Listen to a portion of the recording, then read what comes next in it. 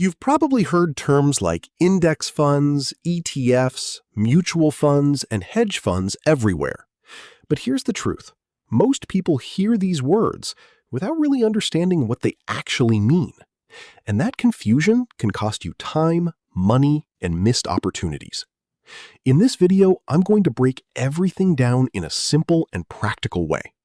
We'll go through what a fund really is, the different types, how they work, the fees, the risks, and most importantly, which one actually makes sense depending on your situation.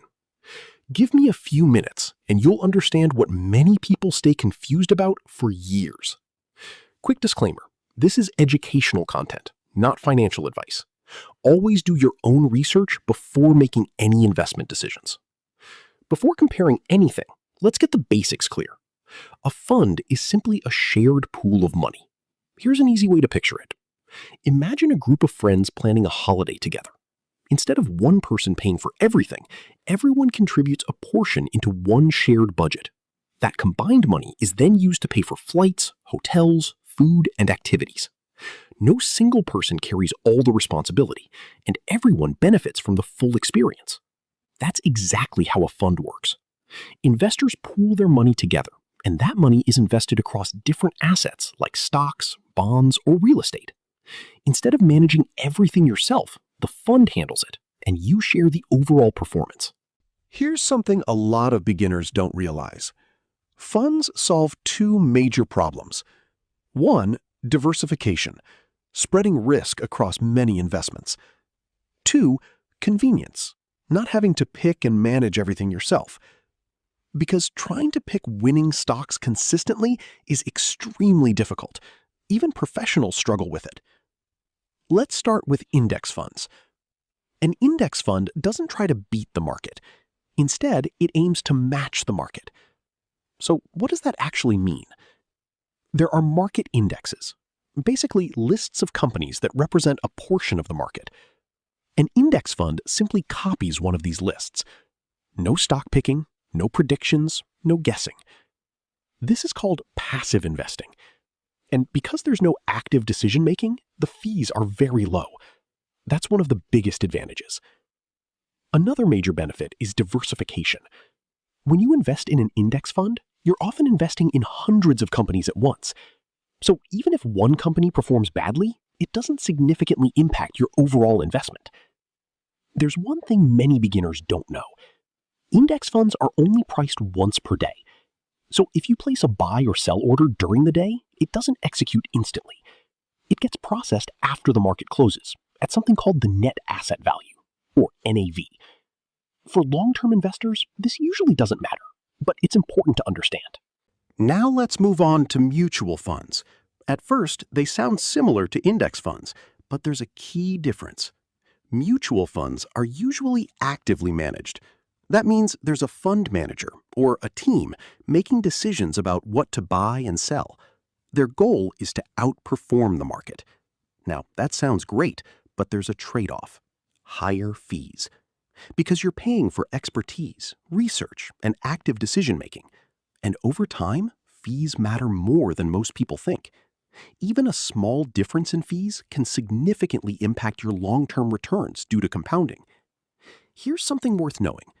Many actively managed funds struggle to consistently beat the market over the long run. Not all, but a large percentage. That's why index funds have become so popular in recent years. Still, mutual funds can make sense if you believe in a specific manager's strategy, you want exposure to niche markets, or you prefer a more hands-off but actively guided approach. Just like index funds, mutual funds are also priced once per day. Now let's talk about hedge funds. These are completely different from what we've discussed so far. Hedge funds are private investment funds, typically only available to high-net-worth individuals or institutions. They use more advanced and aggressive strategies, such as leverage, borrowing money to invest more, short selling, betting that prices will fall, or derivatives, complex financial instruments. The goal is simple: generate higher returns. But higher potential returns come with higher risk. Hedge funds are also known for high fees. A common structure is around 2% management fee plus 20% of the profits, so they need to perform very well just to justify those costs. Because of the risk and complexity, hedge funds are generally not designed for everyday investors.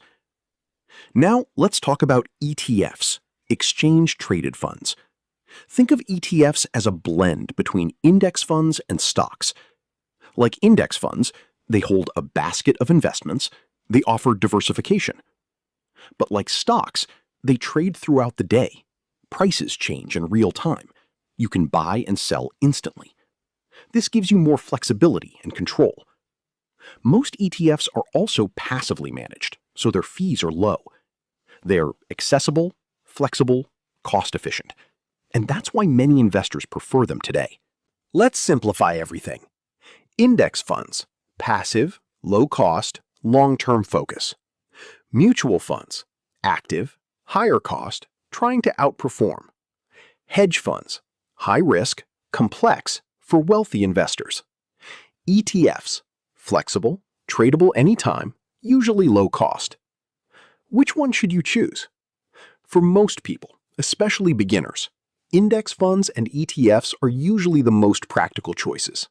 They're simple, diversified, and cost-efficient. Mutual funds can work if you believe in a strategy, but you need to be mindful of fees. Hedge funds are in a completely different category and are generally not suitable for the average investor.